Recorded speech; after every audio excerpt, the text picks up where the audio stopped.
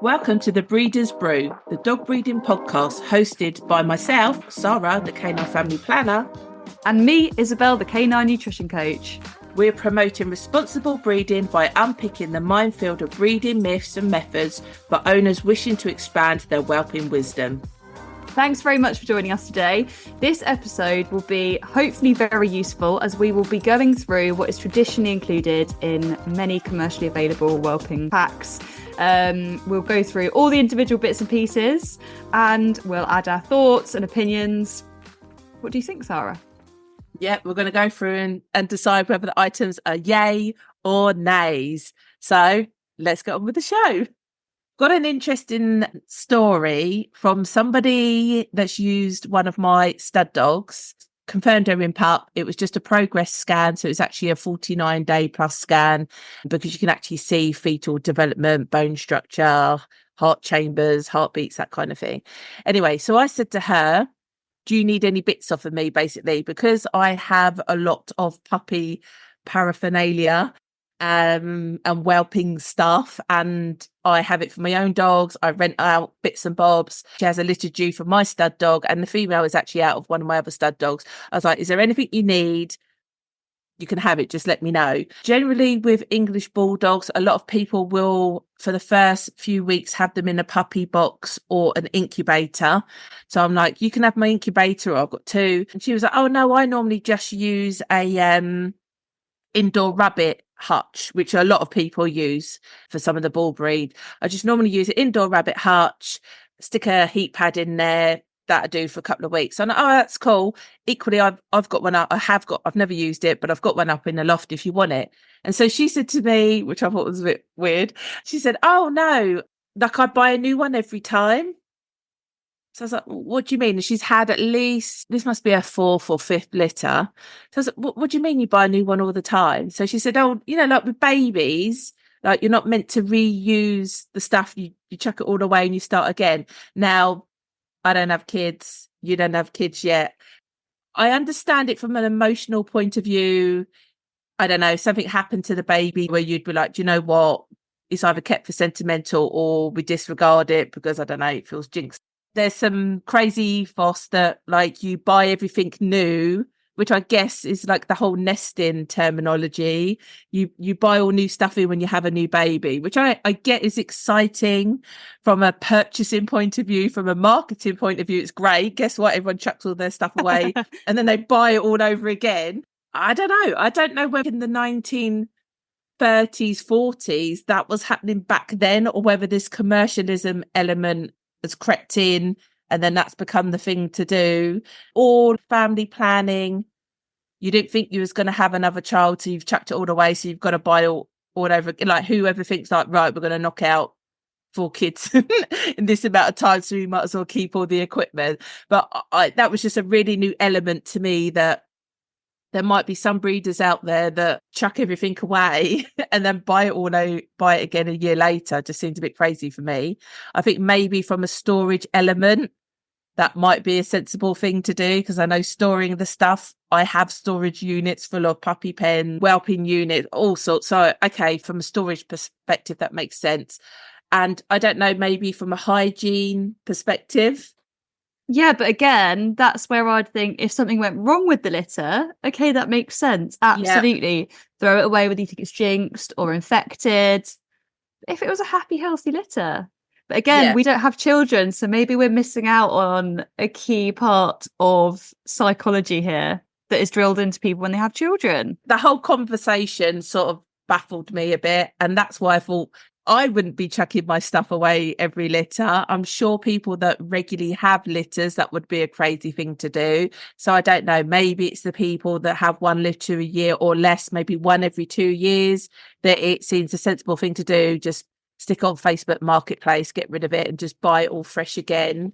My first incubator I've had for, I think it must be like 15, 18 years, something crazy. So that was a really big investment to be buying, and it's lasted me that amount of time. And likewise, I've then updated that because it is so old, even though fully functional. And the second investment, I think, was still like £1,500. So there's no way I'm chucking that and starting again. I guess to a degree, if anyone, when you come back to listen to this, leave a review and let us know whether you chuck all your stuff away or not. Yeah, it'll be why. really interesting. Yeah, it'd be so interesting to see what the mix is, because I must say, I sit on the same side of the fence as you, Sarah. Yeah. I can't imagine chucking everything away and starting again each time.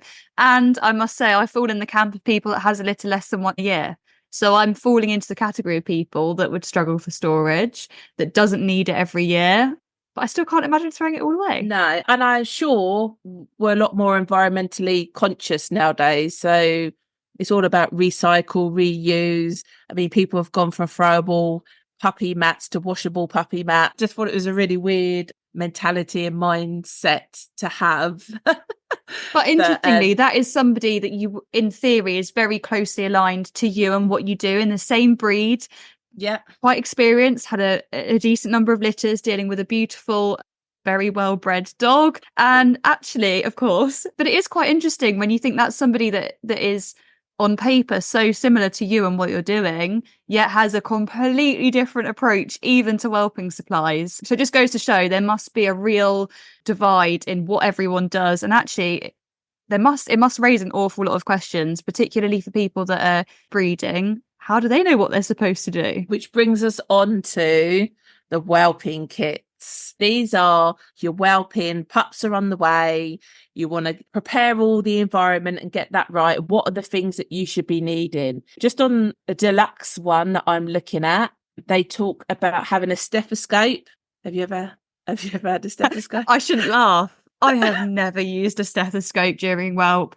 No, I'm assuming that's to check for puppy heartbeat. Yes, but that's an interesting one. Well, no, because if a mum is in that level of distress, you're not worrying about a stethoscope. You're jumping in the car to the vet. Yeah, you're going to the vet. I'm guessing that's maybe to check puppy heartbeats and to see where they're placed, like maybe in the body where you can pick up the heartbeat. Interesting, but do you think a stethoscope would manage to pick up puppy heartbeats particularly on a larger breed? If you're thinking a Labrador's abdomen, realistically, is that going to work reliably? The little electric ones. Dopplers. The Dopplers. No? Yeah. So I've had a friend try and pick up fetal heartbeats with a Doppler, and I'd already scanned her, confirmed her in pup, that she phoned me up in a panic and said, you need to come and scan this dog. I think like all the pups have died or she's reabsorbing. And needless to say, scan the female, all pups were fine. It was just her inability to be able to use this bit of equipment that she then actually just went through this whole moment of scaring herself and worrying needlessly when everything was fine. The electric ones are pretty hard to pick up because you're going to pick up mum's blood flow, obviously. Yeah. And there's going to be a lot of blood flow in an enlarged uterus. So yeah, exactly. I have never had a stethoscope in my kit. You've never had. It's a typical example of something that looks very medical grade, and I think that's more, to me, I would see that as a real reassurance piece. Like if I was looking online at a whelping kit, if it included a stethoscope, because of how serious that looks, I would probably err on the side of, wow, this must be a good whelping kit. And I wonder if that's maybe why they're including it. That point is more than valid. Rolling on, the next thing they've got is iodine. That's for, I assume, dipping the puppy cords in or spraying on or however it's to be applied, because that's antiseptic, isn't it, of some degree. So, yeah, that sounds like a logical thing to have.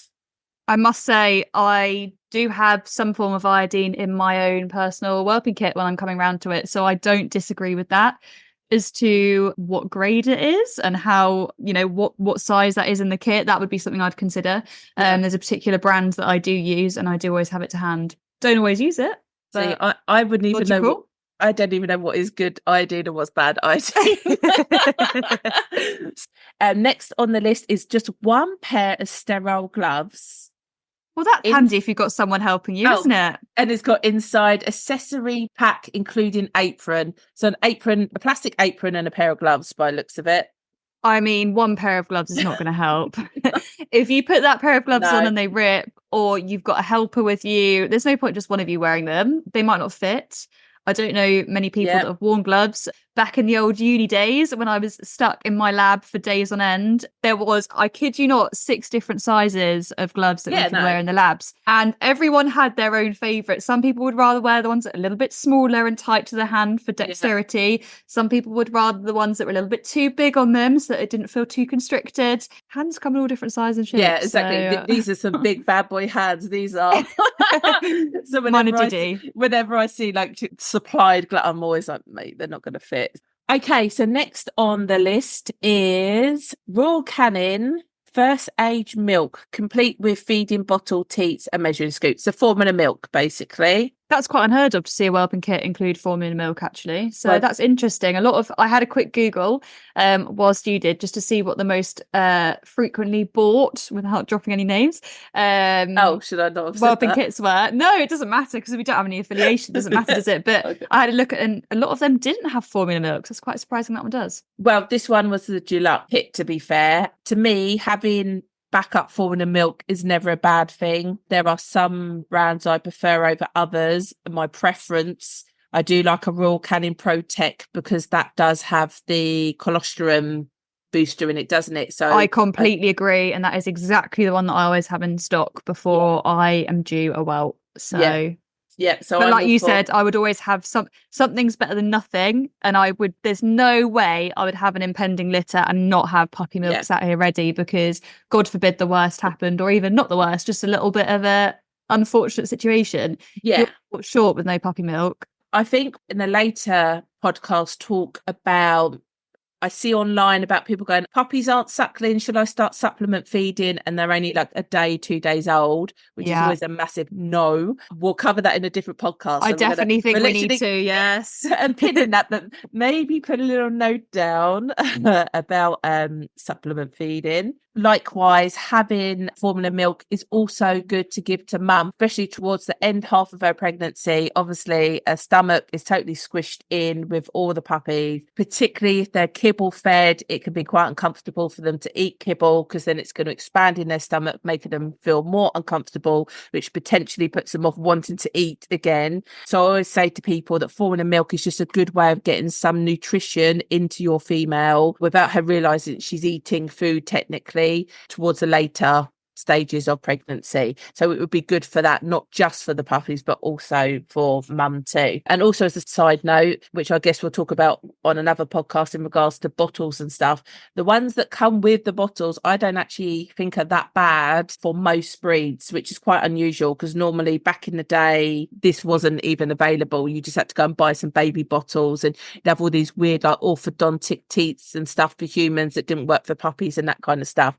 So I quite like the ones that are supplied with bottles, because generally they tick enough of a box to do the job they need to do. Yeah, I think that's enough said on that. Yeah, no, I agree. I think it's definitely worth covering that on another podcast, because it'll be really interesting discussing the breed differences on that one, and difference of opinion based on what size and type of breed you've got, for sure. Yes, for sure. So next on the list was some Whelping Tails cotton. These are puppy size, not small face. Oh, so just general cloths for handling puppies by sounds of it, like terry toweling nappies and that kind of thing. Yeah, reusable, washable. Yeah, so especially for when you're whelping, you need to clean a pup, you need to rough them up a bit to get them breathing. I'm not going to lie. That's when I replenish my tea towels. So I put a batch of tea towels, the ones I like the least, on a really nice boil wash. I make sure that they are fully sterilised and hygienic, ready to go. And then it gives me a great excuse to buy a new set of tea towels for the kitchen. No, that's fair enough. Yeah, I've just used nappies, cotton nappies, because they're nice. Yeah, that makes a lot of sense. So same thing. But yeah, to be honest, I've got lots and lots of different colours, and some are a bit old and some end up getting holes in and whatnot. So as you say, you do have to restock them up. So we both agree that that's a handy thing to have. I wouldn't be without some form of ruffing cloth. No way.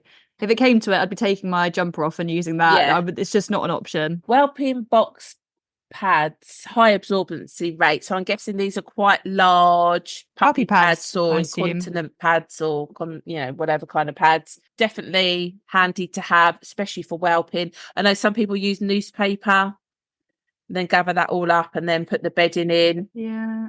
I'm not going to say too much on that one. Well, just going old school, Yeah, no, you are right. And old school, actually, back in the day, that is how we were rearing litters. I remember helping my mum, grandmother with litters, and it was newspaper. I just think nowadays we've got the joyous technology of, like you said, incontinence pads and things like that are actually waterproof, rip them straight out, and there's no wet bedding. So yeah, no, I totally agree. And obviously, like, newspapers are dying anyway. So yeah, actually, you'd struggle to get hold of newspapers nowadays. Actually, you're completely right. You'd actually have to go to the shop and buy them. Well, you'd just be nicking the metros, isn't it? Yeah. You'd be picking up wedges of those. I have all sorts of random stories about newspapers back in the day, and raiding recycle bins to have enough newspapers, telling the whole community that you need newspapers and then dropping them off. But yeah, so I would definitely go with high absorbency pads nowadays.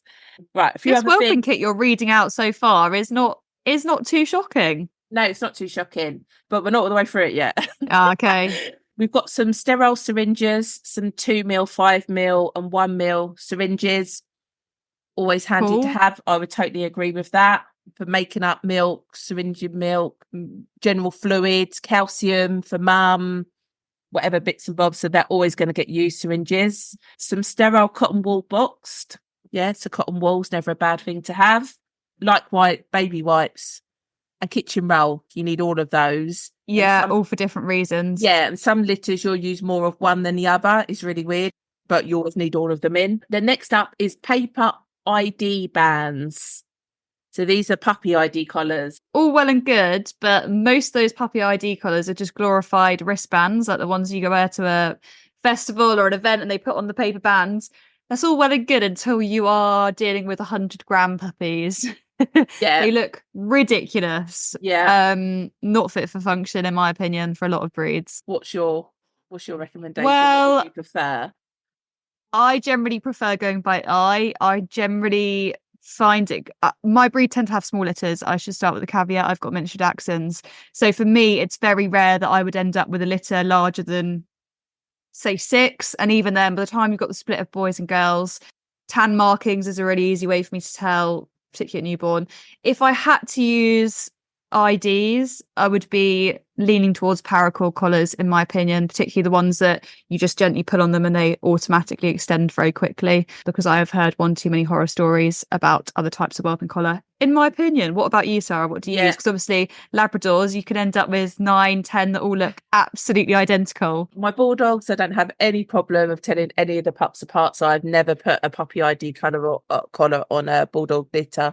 However, the Labradors, I have to, because I can, especially if they're, well, even if they're not an all one litter, colour litter, even if they were split, that they are quite large litters, so you're still probably going to have, to a degree, 4 or 6 of the same colour and only sexes to tell them apart. I'm all for paracord collars. As you say, they're fully adjustable, they're washable. As they start growing, you can get ones with the breakaway clips in as well. Not that I've had any concerns of a puppy doing anything silly with a collar, but obviously I know an accident's an accident and it generally only happen unexpectedly and once. The last litter that I've had of Labradors, they all wore collars from day one, because I like to identify my puppies, because I like to proactively manage their development. So I'm all for collars. I like paracord. They're soft, fully adjustable. They can be made absolutely tiny, so you could get small enough ones for a Dachshund to absolutely big enough for a St Bernard or whatever. You don't have to keep to the same one. You just can then buy the next size bigger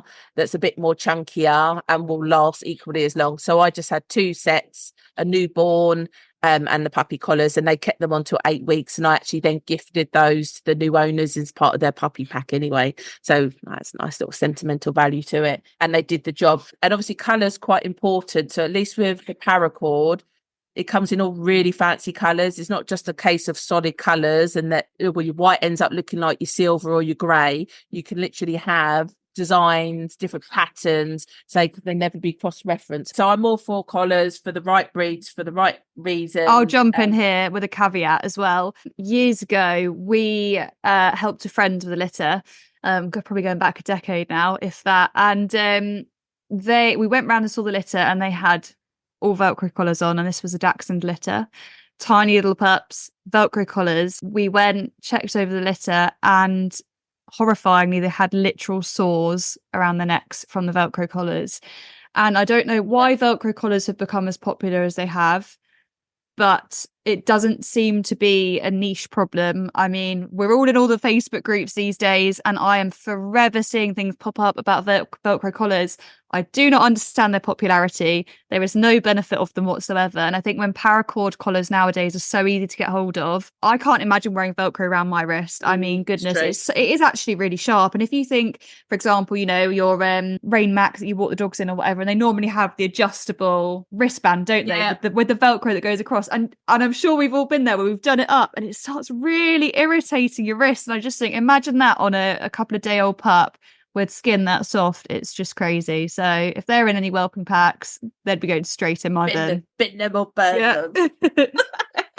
So next up is a digital thermometer. Yeah, I would never be without a thermometer. I mean, I use it even on my dogs if they're looking a bit under the weather, not even when we've got pups on the ground. I would not be without a dog thermometer in my cupboard. And it's the first thing, if you take a dog to the vets, it's one of the first things they will do is take the dog's temperature. So just going forearmed with that, or even calling them for advice, and already knowing that information is going to help them give you better advice. Yeah.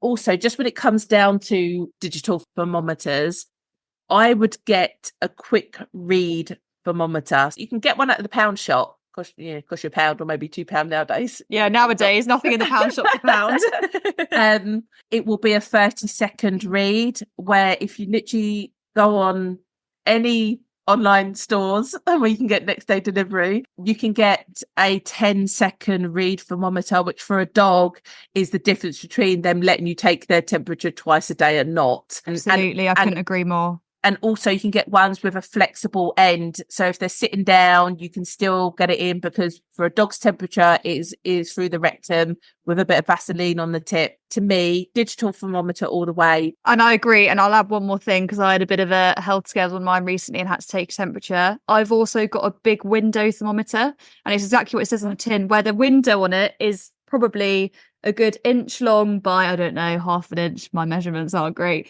but it's big enough that, again, and mine's also flexible tip, that when you are obviously not literally wrestling the dog, but they're not too happy about standing to have their temperature taken, the fact that it's quick read and the big window is amazing. It just makes life so much easier. And again, if you are doing this multiple times a day to track a bitch prior to whelp, you might be doing it in low light, whether that's at night or in the morning. And again, having a nice big screen when you're knackered is always great. Well, even as we said about the environment, you want to kind of make it cozy. Some females like a little den feel to it. So the lighting generally, you're not going to be under really high powered lighting. You want the candles going. Wow, I think that's more for myself when I'm preparing for a whelp, to be honest. Keep my own nerves calmed. Okay, so we agreed digital thermometer. Right. And then this has got like a separate side delivery pack. So they're saying some sterile scissors. I'm going to say all this together and then we can have a chat. Sterile scissors, some forceps, cord scissors, some cord clamps, and a tray just to put it all in, basically. Nothing wild there. Nothing that I would necessarily chuck straight in the bin. But no. Have you ever used forceps? No. We know about... I have used cord clamp scissors, but actually I just use my thumb and finger generally. Like, I would only use the cord clamps in like a real, okay, we have a real pup that's not stopping bleeding here. With the forceps, do you remember the story? Yeah, coffee spoons. Just quickly, I had a client where she has a female, and I'm sure she won't mind me sharing this, but she has a female every time a pupper gets stuck, and she said, I always have to know, I literally take them to the vet, and the vet apparently has some latte spoons, which obviously are long handled, and he can, using them basically as forceps, he can get this pup out. So I kind of said to her, why don't you just have your own latte spoons and you'll get the pup out yourself? So he's obviously he's obviously a skilled barista or whatever the terminology is. So he makes it work and he can always get that puppy out. Yeah, I've never used forceps. It's always been hands. And I was going to say, at the end of the day, it's one of those, if you're dealing with a situation like that where you've got to get in and deal with it, the last thing I'm fumbling around with is a pair of forceps. I just feel like the dexterity is not there. You can't feel, unless you're skilled with them, like a vet probably would be, and you'd know how hard you're pressing and you've got an idea of what it is. Whereas I think fingers are always the way forward, because you've got the dexterity. And you can feel the tension. You can literally feel the resistance, where once you've got a bit of equipment in the way, you don't really know how hard you're pulling and what the resistance is. And the other thing that would that. concern me about the forceps is obviously naturally they're a blunt tool, yes, but they are quite fine tipped still. So actually the risk of either clamping something a little bit too hard between a really small pressure area is going to cause damage to puppy, but also be really easy to start ripping sacks with a pair of forceps that you can't see where they're going. Yeah, then you put yourself under a more time-bound pressure to get a pup delivered. And then obviously, sterile scissors and cord scissors. I've never used. I don't even know how cord scissors are. They blunter? Are they just a blunt cut? Is that what they're like? I know because they use it on one born every second or whatever it is. Don't know that's how they cut the cords with babies, but they're big.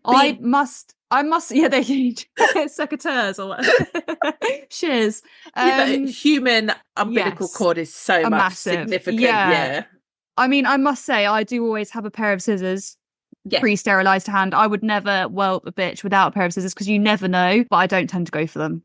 Personally, I've just sterilised a pair of normal scissors and used that's that. what I mean. Through a hot dishwasher or baby solution or whatever. And as you say, I've never used cord clamps. I find they're too big, they're too bulky for most puppies. They're going to end up causing tension, getting caught, and in my head somehow resulting in more likely chance of an umbilical hernia or something. Oh, hold on, are we talking about like the plastic cord clamps here or the cord clamp scissors?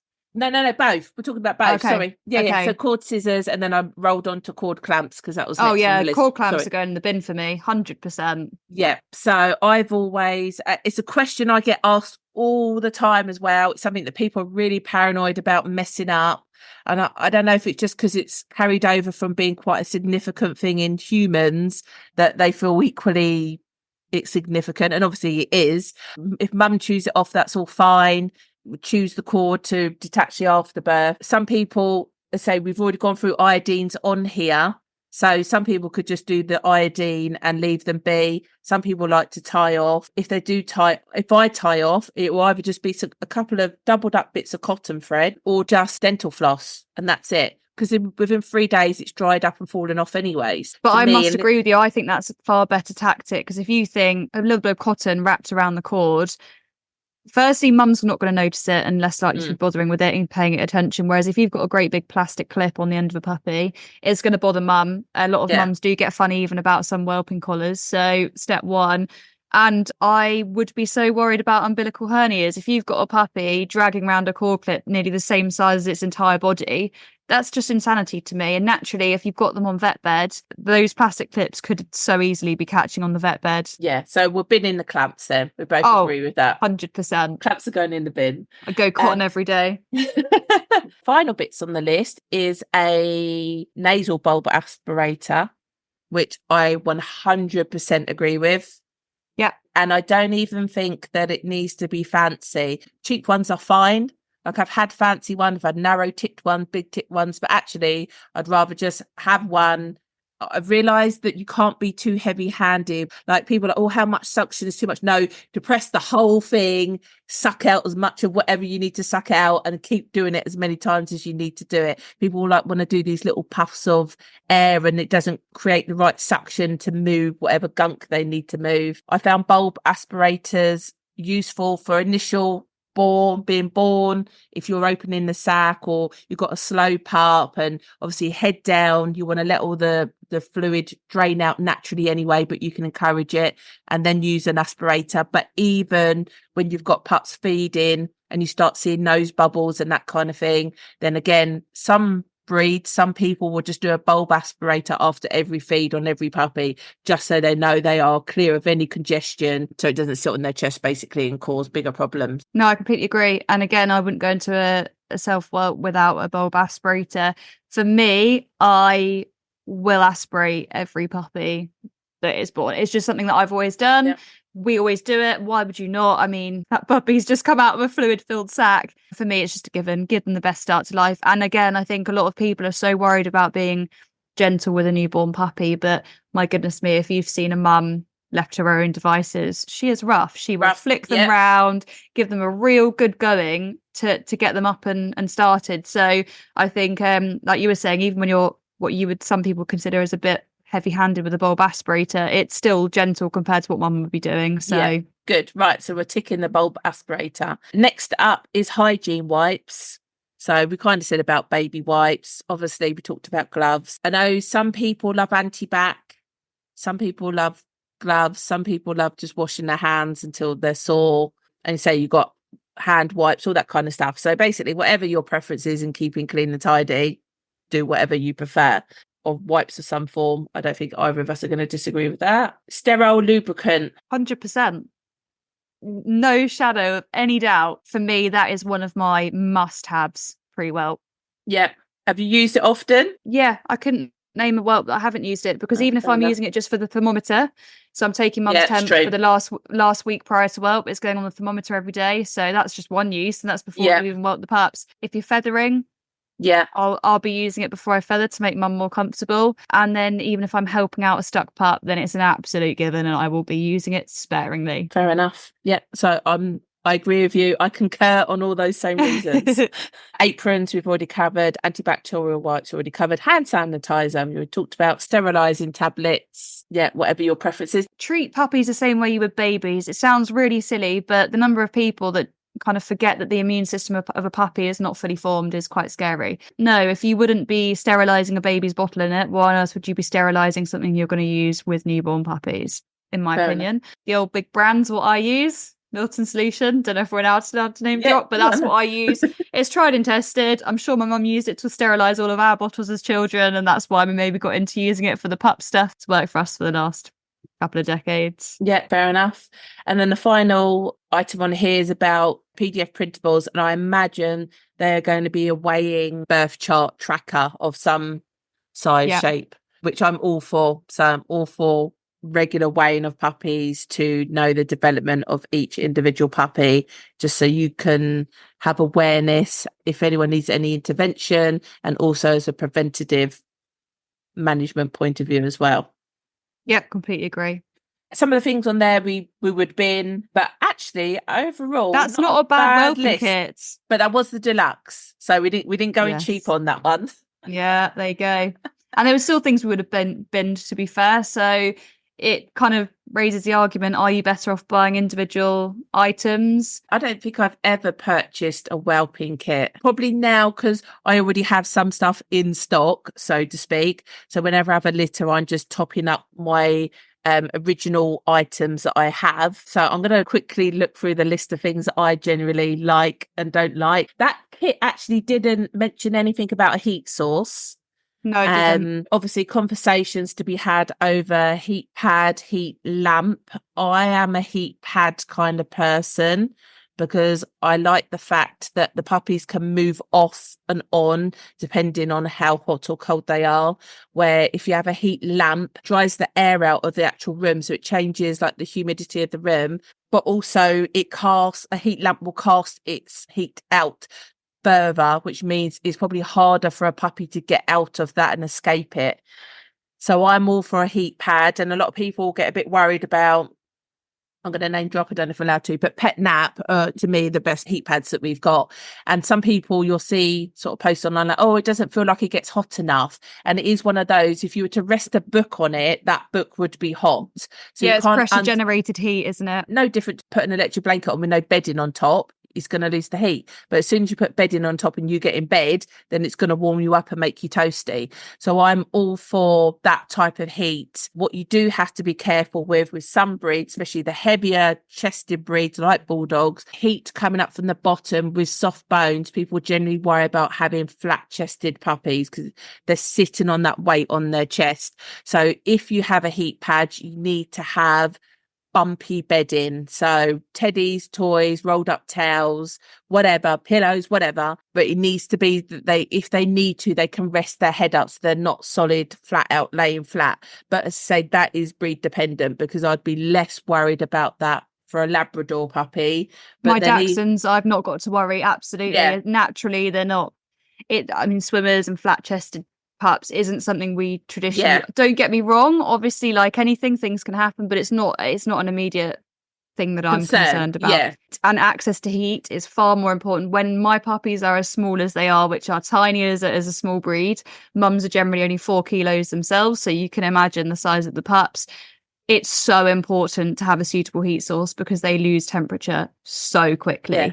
Problem with a heat lamp is there is no choice. And actually, I think, I mean, going back years ago, the heat lamps were the thing. And actually, if you were to sit in the whelping pen and hold your hand under a heat lamp for a considerable amount of time, you would be shocked at how hot it gets. They really, really do kick out heat. And I think very often people just pop their hand under the lamp and go, oh yeah, that feels nice and warm.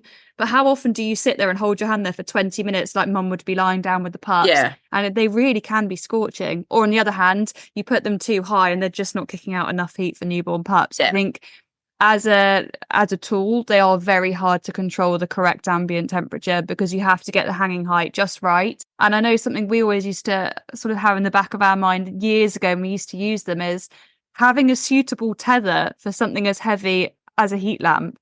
And actually, you're hanging quite a dangerous bit of kit above some very precious new little animals. And it is something you need to consider. It's not like you can just dangle it off the ceiling and hope a picture hook to hold it in. So that's a huge consideration. Environment is a huge consideration. Known of somebody that had quite horrific, really, a shelf above their whelping area that had been there for years. You know, every time they won a trophy, it went on there, and that shelf actually fell down on a litter, and some of the pups did actually have brain damage because of the items that are on there. Just done a usual thing, put the pups where they were.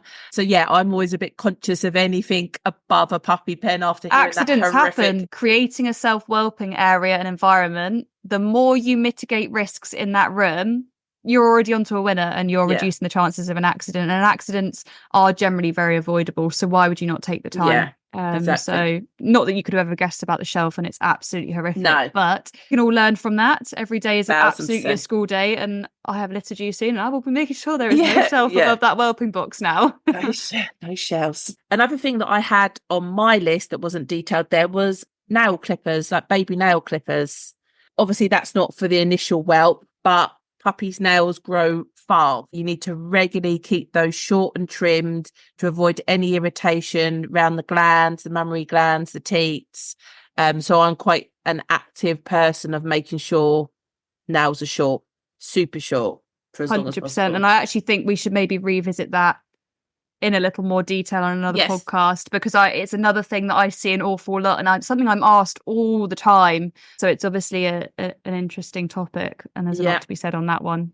Yeah. Another thing on my list that wasn't mentioned there was a timer. Obviously, we have mobile phones with us most of the time as a source of entertainment while we're feeding pups. But if you're whelping, you need to know how the time difference from the last pup to the next one, or how long she hasn't gone without contractions or has been contracting, or that kind of thing. So just being aware, having a timer, or using your clock on your phone or your watch or whatever.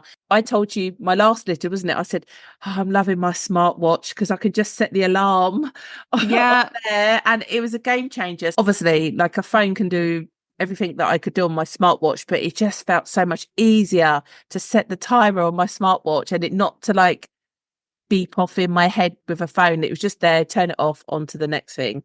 So I must say, I'm one of those. I time everything in a whelp from first stages. I full-blown log everything because I think knowledge is power, and God forbid you're on the phone to the vets, the first thing they're going to ask is, well, what's the time lag between contractions? When was the first push? When was the last pup? And if you haven't got that information to hand because you haven't got the clock next to you or a timer, actually you're not doing yourself any help, because the vet can't give you the best advice needed if you can't give them the information they need. So I must say I'm one of them. The phones are on charge constantly in the final week. I will not have a dead battery, and I will make sure that I have got access to the clock, my watch, my phone, everything, so it's all timed.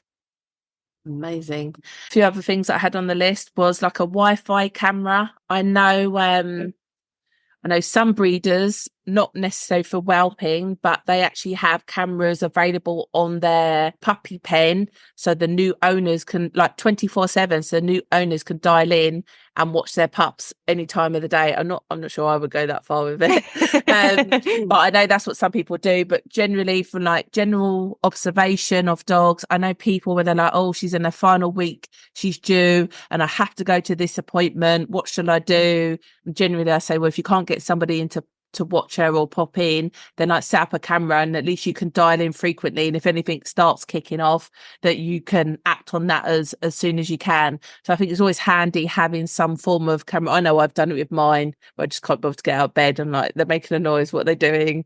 Zoom in from the other room. Oh no, they're just playing, it's fine. So Do you know a I really handy tip that I use? And I'm going to tell people, they don't believe me. I use a brand of doorbell because they are 24/7 monitors. They're wide lens and they are obviously the night vision. So I make sure mine's mounted safely on the side of the whelping box. And because they're wide lens, you can see the whole whelping box. Good and idea. You can dial in at any time, and you can talk through it as well. If you've got one, why not use it? Another thing I had listed was supportive pillows. Again, this is breed dependent because, for instance, bulldogs are round ribbed. Like even the breed standard says they should have round ribs, which means generally if they lay on their side, they're going to be uncomfortable. Where my Labrador, for instance, she could lay on her side all day long. So hence bulldogs tend to lay out like a rug. And that's why people sort of laugh, like, oh, they're a bit quirky. And it's like, yeah, because they're short in the back. Their resting positions are very different to some breeds. V pillows are good for when you've just got a girl that's can't lay down because she's full of pups, and you can prop her up a bit, and that gives that extra support. But I've also found that good once pups are born and feeding, that having this extra layer of comfort that you can sort of manipulate into any shape that you need to is good for some breeds. Like a bulldog can literally roll their ribs up against it, rest their head on the other part of the pillow, they feed the pups, they're super comfy. I'm just conscious that I've said about teddies and that kind of stuff. Obviously, you need to, don't have, even like with pillowcases, you need to be careful puppies don't crawl off into pillowcases, or I've said about teddies and they get caught in things. I always pick baby safe teddies and all that kind of stuff. So I think, well, if they're good enough for babies and kids, they're good enough for the dogs. Don't leave these type of items in the pen if you're not there with them. Anything you want to add to that? No, pillowcases is such an important one, I think, especially when people pop pillows and things like that in there to make mum comfy. Yeah, within reason. And I think the only other few things I had listed was about Sudocrem for sore bums or Babanthum. I actually prefer that over Sudocrem for just any sore bums, which can be from over cleaning. Obviously, you've got to be careful with mum that she's not licking chemicals off a dog. So again, 100%. it needs to be monitored. But if you are seeing sore bumps, also I know a lot of people would do Vaseline because generally that's like a nice, widely accepted, easy product to use. It's not going to cause any damage if it is licked. Do you know a really natural one that I've had use with? Yeah. I don't generally get sore bums a lot in our breed. I don't know why, but a really sensible, high grade virgin organic coconut. Oh, okay. Because it's safe for mum to consume, and actually it's a really good natural moisturizer. That's a good idea. Us humans use it in our hair and skin and things like that. Yeah, it's interesting you say about the sore bums. Sometimes it can be from the diet that mum's on, can give puppies sore bums because of the richness of it passing through her system and then into the milk. Sometimes I think it could be breed dependent. Bulldogs, you can get tails stuck to bums, basically. A lab, I can't imagine that ever happening. And I think just like the way they feed, tails are up once they're in the rhythm of it all. And most breeds are like that. But I've had many a bulldog tail stuck to a bum. So you've got to get in there with a cotton bud and Vaseline and massage it off. So I would definitely try the coconut oil. I've got no problems with that. I think you've covered everything that you need for the basic whelp, other than this, and there'll be quirks that I absolutely have in my kit and you might have in yours. Are there anything that you have in yours that are a must-have? The nasal bulb is a massive must-have, and that's even bulldogs generally, their C-section. So initially you would think that's not an item you would need, but just from going forward, whelping, pup inhaling, aspirating, that's just the first key product that's going to make a massive difference quite quickly. So for me, I think it would be the nasal bulb as a number one item. I could probably, and a flexible quick read thermometer. It has to be quick read. But those are my two must-haves, strangely, I believe. Very sensible.